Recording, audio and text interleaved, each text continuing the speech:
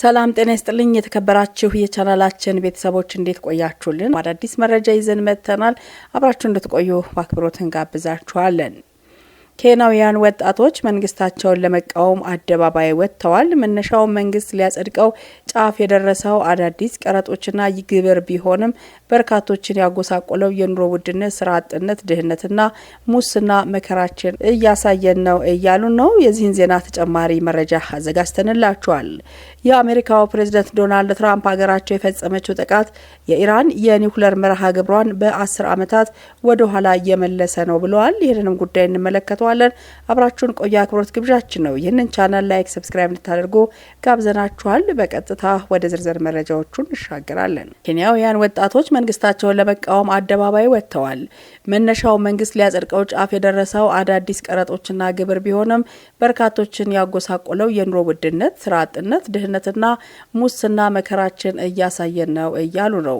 ኬንያውያን የፋይናንስ ህግ ረቂቅ መነሻ በማድረግ የሀገሪቱን ፓርላማ ጭምር ጥሶ የገባው የጸረ መንግስት ተቃውሞ አንደኛ ዓመት ለመዘከር ዛሬ ሰኔ 18 ቀን 2017 ዓ.ም በተለያዩ ከተሞች አደባባዮች ላይ ወጥተዋል።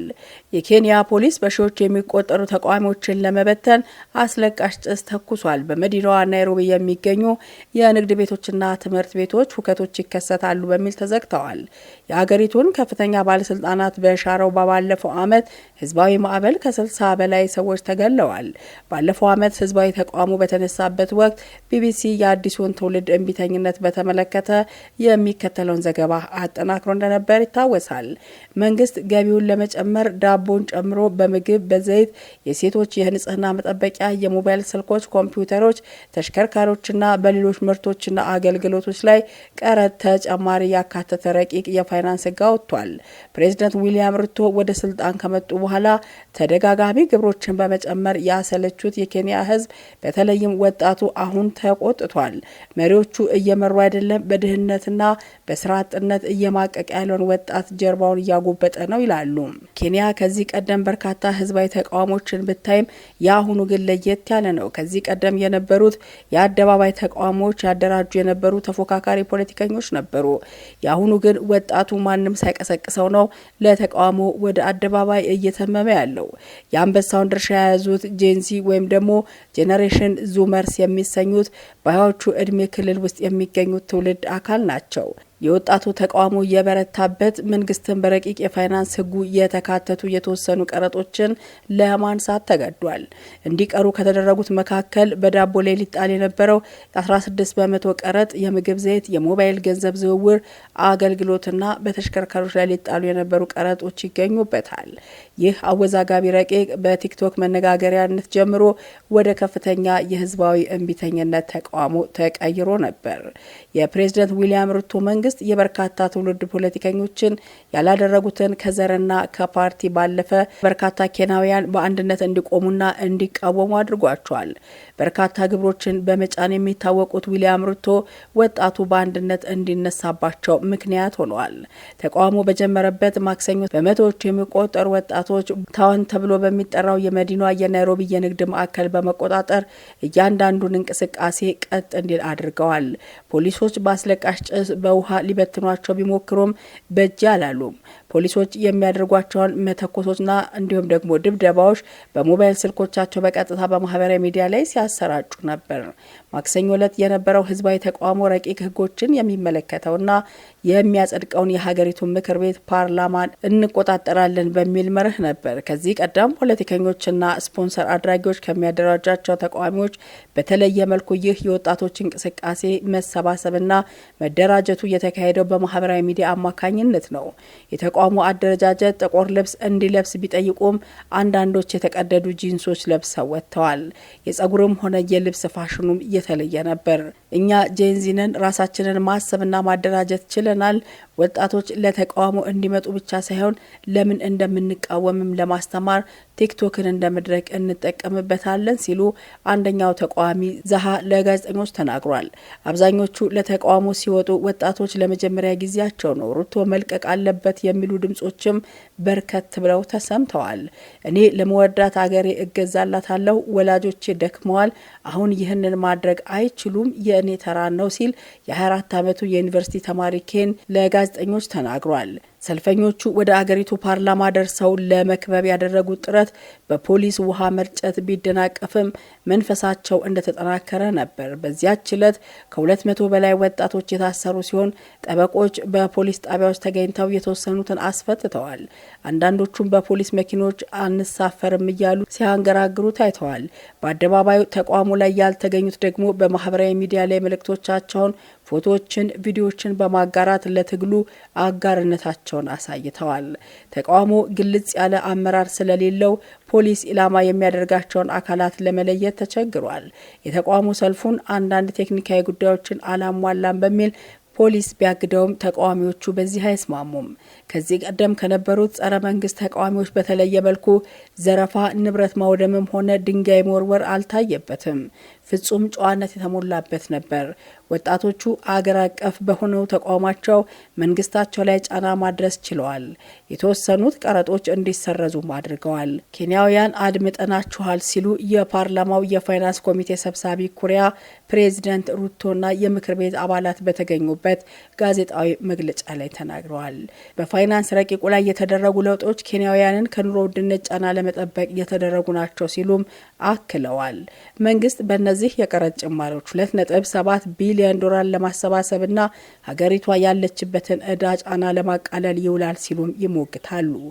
ኬንያ በአሁኑ ጊዜ ያለባትን 80 ቢሊዮን ዶላር የሚጠጋ ብሔራዊ ዕዳን ለመቀነስ የተለያዩ ግብሮችን መጣል አንዱ እርምጃ ነው ይላል መንግስት። ከፍተኛ ተቋሙ እየቀረበበት ያለው ይህ አወዛጋቢ ረቂቅ በፓርላማው የመጀመሪያውን ዙር ያለፈ ሲሆን ሕግ ሆኖ ለመጽደቅ በመጪው ማክሰኞ ድምጽ ይሰጥበታል። በተቃዋሚ ሰልፎች ያልተሳተፉና ሙሉ በሙሉ ሕጉ እንዲሰረዝ የሚጠይቁ ተቃዋሚዎች በህዝብ ላይ የተጣለ ቅጣት ሲሉ ነው የጠሩት። ረቂቅ ሕጉን እንዲሰርዙትም ለማድረግ በፕሬዝዳንት ሩቶ ላይ በቀጥታ ያነጣጠረ #አንፎሎ ሩቶ የሚል ሃሽታግ በማህበራዊ ሚዲያቸው ላይ እየተጋራ ይገኛል። በዚህም ተቃዋሚዎቹ ህዝብ ፕሬዝዳንቱን በኤክስ ገጻቸው እንዳይከተሏቸው እየጠየቁ ነው። ረቂቅ ሕጉ ሙሉ በሙሉ ውድቅ እስኪደረግ በመዲናዋ ናይሮቢ እንዲሁም በሌሎች ከተሞች በተቋማችን እንቀጥላለንም ብለዋል። ከጥቂት ቀናት በፊት የፕሬዝዳንት ሩቶ አማካሪ ዴቪድ ኒዲ እንደተናገሩት ከሆነ በተለይም በቲክቶክ ላይ የተጀመረውን እንቅስቃሴ አጣጥለውት የነበረ ቢሆንም ማክሰኞ የነበረውን ህዝባዊ አመጽ መቀጣጠል በማየት ስኬቱን አምነዋል። ረቂቅ ሕጉን በበርካታ ማህበራዊ ሚዲያዎች ላይ ከማጋራት በተጨማሪ የፓርላማ አባላት ላይም ጫና ለማሳደር ተሞክሯል። የምክር ቤት አባላቱም ይህንኑ ሕግ ውድቅ እንዲሆን ድምጻቸውን እንዲሰጡ ለማድረግ ለፓርላማ ተወካዮቻችሁ መልእክት ላኩ በሚል ከስልክ ቁጥሮቻቸው ጋር አጋርተዋል። ስቴፈን ሙሴ የተሰኙት የፓርላማ አባል ለሀገር ውስጥ መገናኛ ብዙሃን እንደተናገሩት ከሆነ ረቂቅ ሕጉን ውድቅ እንዲያደርጉት የሚጠይቁ 30,000 መልእክቶች በስልካቸው ደርሷቸዋል። ሌሎች የፓርላማ አባላትን በሚደርሷቸው መልእክቶች መጨናነቅ ምክንያት የስልክ አገልግሎታቸው ተቋርጧል ሲሉ ቅሬታቸውን ገልጸዋል። ለዓመታት የጸረ መንግስት ተቃዋሞችን ሲመሩ የነበሩት አንጋፋው የተቃዋሚ መሪ ራይላ ኦዲንጋ ከተቃዋሚዎች ሰልፈኞች እንዲርቁ አንዳንዶች አሳስበዋቸዋል። እሳቸውም ይህንኑ አክብረው በማህበራዊ ሚዲያ ገጻቸው ላይ ምላሽ የሰጡ ሲሆን እኔ ዛሬ በጣም ኩሩ አባት ነኝ። መብቶቻቸውን ለማስከበር በጀግንነት ለቆሙ ሁሉ እንኳን ደስ አላችሁ ብለዋል። ፖሊስን በድፍረት እየተጋፉ ያሉ ወጣቶች ዋጋ እየከፈሉ ይገኛሉ። ሐሙስ ዕለት በነበረው ተቃውሞ አንድ 29 ዓመት ወጣት ከፖሊስ በተተኮሰ ጥይት ህይወቱ አልፏል። በአስለቃሽ ጋዝ፣ የጎማ ጥይት ከ200 በላይ ወጣቶች መቁሰላቸውንና ቢያንስ ከ100 በላይ መታሰራቸውን የመብት ተሟጋቾች አስታውቀዋል። ከ100 በላይ ተቃዋሚዎች በቁጥጥር ስር መዋላቸውን ያስታወቀው የሰብአዊ መብት ተሟጋቾች አምነስቲ ኢንተርናሽናል ፖሊስ ያልተመጣጠነ ኃይል እየተጠቀመ ነው ሲል ከሷል። ረቂቅ ሕጉ የኬንያ 2024ና 25 በጀት አካል ሲሆን መንግስት ገቢውን ለመጨመር በተለያዩ ምርቶችና አገልግሎቶች ላይ ቀረጥና ታሪፍ መጨመርን የያዘ ነው። ከነዚህ መካከል በዳቦ ላይ 16% ተጨማሪ እሴት ታክስ ወይንም ደግሞ ቫት መጣልን ጨምሮ እንደዚሁም በሞባይል ገንዘብ ማስተላለፊያ አገልግሎት ላይ ታሪፍና በመኪና ላይ ደግሞ 2.5 ቀረጥ ተካተውበት ነበር። ረቂቅ ሕጉ ለአካባቢው ጎጂ ናቸው ተብለው በሚታሰቡ እንደ ማሸጊያ ፕላስቲክና ጎማ ያሉ ምርቶች ላይ ኢኮታክስ እንዲጣል ሀሳብ አቅርቧል። በዚህም እንደ ህጻናት ዳይፐር፣ የሴቶች የንጽህና መጠበቂያዎች፣ ኮምፒውተሮችና ሞባይል ስልኮች ላይ ቀረጥ ይጥላል። በአንዳንድ የፋይናንስ አገልግሎቶች እንዲሁም በውጭ ምንዛሬ ግብይቶች ላይ 16 በመቶ ቫት መጣል አለበትም ይላል። እንደ ቢቢሲ ዘገባ ከሆነ በረቂቁ መሰረት በዲጂታል የገበያ ቦታዎች ላይ ግብር መጫን እንዳለበት ያትታል።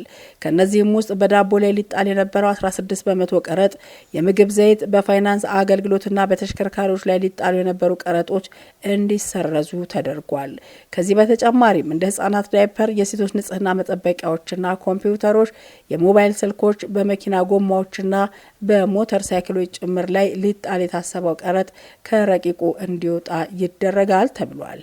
ሌላኛው በሞባይል ገንዘብ ማስተላለፊያ አገልግሎት ላይ የክፍያ ጭማሪና የኢንተርኔት ዳታ ክፍያዎች ላይ ሊደረግ የታሰበው የግብር ጭማሪ እንዲሰረዝ ይሆናልም ተብሏል። በተደጋጋሚ ግብሮች የተሰላቹት ኬንያውያን ይህ በቂ አይደለም እያሉ ነው። አሁንም ቢሆን በረቂቁ የተካተቱ እንደ መንገድ ጥገና፣ ከውጭ በሚገቡ ሸቀጦች ላይ ሊጣሉ የታሰቡ ቀረጦችን አንቀበልም ብለዋል። ረቂቁ ሙሉ በሙሉ ውድቅ ይደረግም እያሉ ነው። ወደ ቀጣዩ መረጃ እንሻገራለን። የአሜሪካው ፕሬዝዳንት ዶናልድ ትራምፕ ሀገራቸው የፈጸመችው ጥቃት የኢራን የኒውክሌር መርሃ ግብሯን በ10 ዓመታት ወደ ኋላ የመለሰ ነው ብለውታል። ትራምፕ ይህንን ምላሽ የሰጡት ከጋዜጠኞች ለቀረበላቸው ጥያቄ ሲሆን 10 ዓመታት ወደ ኋላ የመለሰ ነው፣ በቅቷቸዋል፣ በገሃነም ውስጥ ነው ያለፉት። ከዚህ በኋላ ማድረግ የሚፈልጉት የመጨረሻው ነገር ኒውክሌር ማበልጸግ ነው ብለዋል። ያ ጥቃትም ጦርነቱን ጨርሶታል ሲሉም አክለዋል። ትራምፕ ጨምረው ኢራን የኒውክሌር ይዞታዎቿ ባይወድሙ ኖሮ የሀገሪቱ መንግስት የተኩስ አቁም ስምምነት ለማድረግ አይስማማም ነበር ሲሉም የገለጹት ትራምፕ አሜሪካ የፈጸመችው ጥቃት የኢራን የኒውክሌር ይዞታዎችን ያወደመ ነው ሲሉ በድጋሚ ገልጸዋል። ሆኖም ጥቃቱ አሜሪካ በኢራን ላይ የፈጸመችው ጥቃት የኒውክሌር ማብለያ ይዞታዎችን እንዳላወደመ ሾልኮ የወጣው የአሜሪካ መከላከያ ማዕከል ፔንታጎን የደህንነት ግምገማ አሳይቷል። ቅድመ ግምገማው ጥቃቱ የኢራንን የኒውክሌር መርሃ ግብር ምናልባትም በወራት ወደ ኋላ ሊመልሰው እንደሚችል ነው ያሳየው። የአሜሪካው የውጭ ጉዳይ ሚኒስተር ማርኮ ሩቢዮ የኒውክሌር ቦምቦችን ለመስራት የሚያገለግለው የመቀየሪያ ማዕከል ወድሟል፣ እንዲሁም ማየት አይቻልም ብለዋል። ሆኖ ሚኒስትሩ የትኛው ይዞታ እንደሆነ ግን አልጠቀሱትም። ከዚያ ተራራ ስር ያለው ነገር ሁሉ ውድመት ላይ ነው በማለት ኢራን ከሳምንት በፊት ከነበረችበት የኒውክሌር መርሃ ግብሯ ወደ ኋላ ቀርታለችም ሲሉ ነው ትራምፕ አክለው የተናገሩት። ክቡራትና ክቡራን የቻናላችን ቤተሰቦች ለሰዓቱ ያዘጋጀናቸው መረጃዎቻችን በእንዲህ መልኩ ተጠናቀዋል። ይህንን ቻናል ላይክ፣ ሰብስክራይብ እንድታደርጉ ጋበዝናችሁ። መልካም ጊዜ በያላችሁበት ቸር ይቆየን።